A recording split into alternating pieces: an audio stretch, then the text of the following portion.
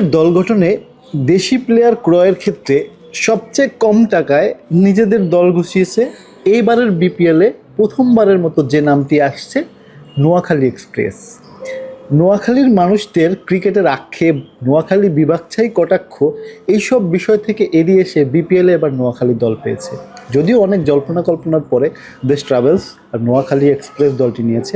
তো সর্বোপরি যে জায়গাগুলোতে এইখানে টপ অর্ডারটা আসলে দেখার মতো, কারণ টপ অর্ডারের যে জায়গাগুলো একটু দেখি। টপ অর্ডারে রয়েছে সৌম্য সরকার, এই মুহূর্তে ন্যাশনাল টিমের খুবই নকিং, এবং যাকে নিয়ে অনেকগুলো ভিডিও বা সোশ্যাল মিডিয়ায় হাইপ তোলার মতো একজন ক্রিকেটার, কেন তাকে ন্যাশনাল টিমে দেখতে পাই না, এই নিয়ে অনেক জল্পনা কল্পনা আছে। তারপরে জাকের আলী অনেক রয়েছে এই টিমে, এবং সবচেয়ে বড় যে হাবিবুর রহমান সোহান, সদ্য সমাপ্ত এশিয়ান রাইজিং স্টারে হাবিবুর রহমান সোহান দুর্দান্ত করেছে এবং এবারও এই আসরে খুব ভালো জায়গায় থাকবে। সেই সাথে বিদেশি প্লেয়ারদের ভিড়ানোর ক্ষেত্রে Kushal Mendis touching player, Asian কন্ডিশনে দুর্দান্ত।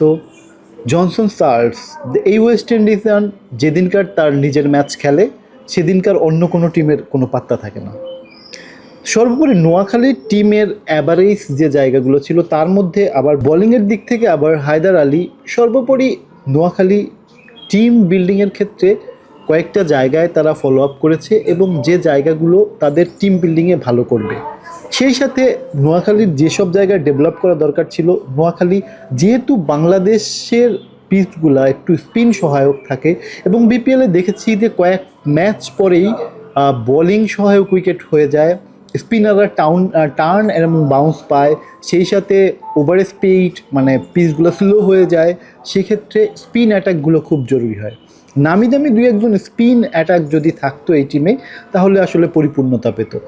আমার মনে হয় যে বিদেশি যে এখন যে যাদেরকে চুক্তিবদ্ধ করবে, নোয়াখালীর টিম হয়তোবা ওই দিকে ফোকাস করবে, যে একজন অলরাউন্ডার বেস ভালো স্পিন অ্যাটাক নিয়ে আসার চেষ্টা করবে, তাহলেই একটা পরিপূর্ণ দল থাকবে। কারণ নোয়াখালীর অনেক ক্রিকেট দর্শক, অনেক আগ্রহ, আমরা অনেক বছর ধরে দেখেছি যে নোয়াখালী রিজিয়নের মানুষ তারা দল চায়, এইটা প্রত্যেক বিপিএল আসলে পরে একটা শব্দ হয়, সেই শব্দের আসলে সাফল্যতা পেয়েছে। এবার তাদের আসলে স্টেডিয়ামে এসে উচ্ছ্বাসে ভরানোর জায়গা। তো বিপিএলে এবার বিপিএলে নোয়াখালী কেমন করে সেটা আসলে দেখা যাবে মাঠে।